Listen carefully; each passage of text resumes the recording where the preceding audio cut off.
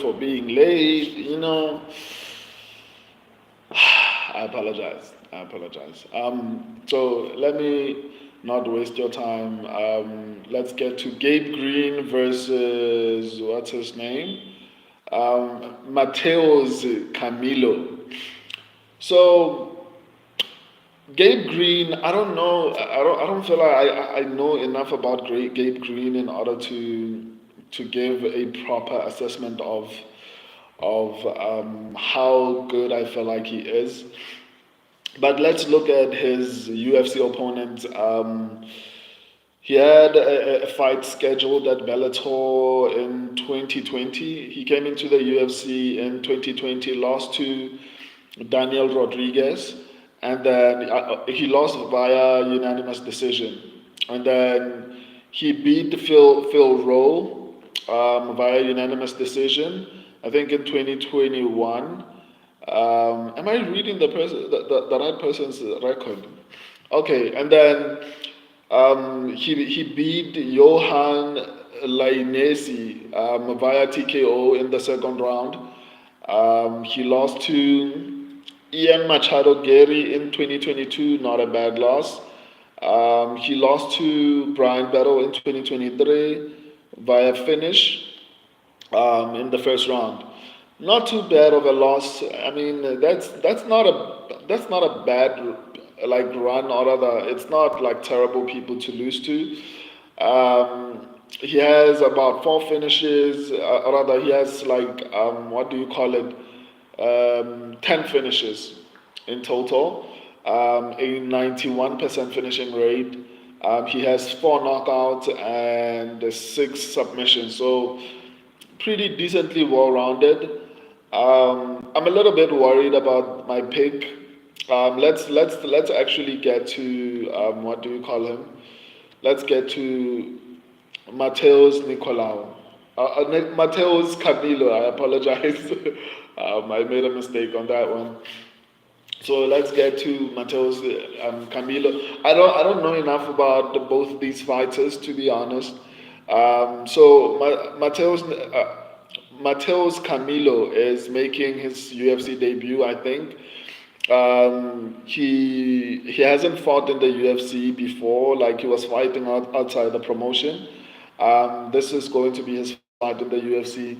I'm a little bit concerned, I'm not gonna lie to you, but I mean he's also not too bad. He has four finishes, four TKOs, and two submissions. I don't feel like he's as well-rounded as Gabe Green is, but I think he's very skilled, a little bit more skilled than Gabe Green in my opinion. So, how do I think this fight is going to play out? Most recently in the UFC, to be honest, I feel like a lot of these debutants or prospects have been frog-checked a lot. Um, I just feel like Gabe Green. I mean, I feel like Mateus Camilo is pretty decent, but in all honesty, I'm not particularly confident in my pick.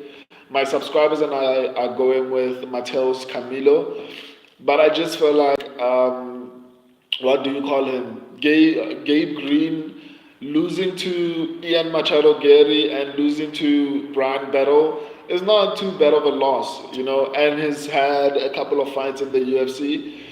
So that might give him an advantage. I can see a situation where Gabe Green actually gets the upset in this particular fight. So I honestly don't know. I just feel like Mateus Camilo is a little bit better. But obviously, like I always say, it's easy to look good outside the UFC when you're not fighting the most elite of competitions. But Gabe Green has a couple of wins in the UFC. They're not the best, but he beat Phil Rowe. I don't know if that counts as anything, but he has a couple of wins in the UFC. That has to count for something.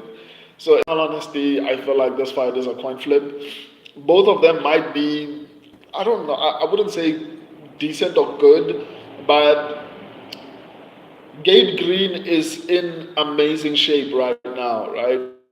And that tells me he's been taking this camp extremely seriously, so that worries me a lot. It's the same thing that happened with the heavyweight Walker. I forgot his name. So yeah, my subscribers and I are going with Camilo. To be honest, I'm not very confident in this particular pick. This fight could go either way. Let me actually see what the odds are saying, because it should be a coin flip at this particular point. I can't see the odds, but I'm going to assume. Okay, the odds say minus 175 for Matheus Camilo, and Gabe Green is plus 145. I think it could go either way. I think it's a coin flip, to be honest. Let me go to the last fight. Yeah, this concludes my breakdown. I love and appreciate all of you. Until next time, deuces.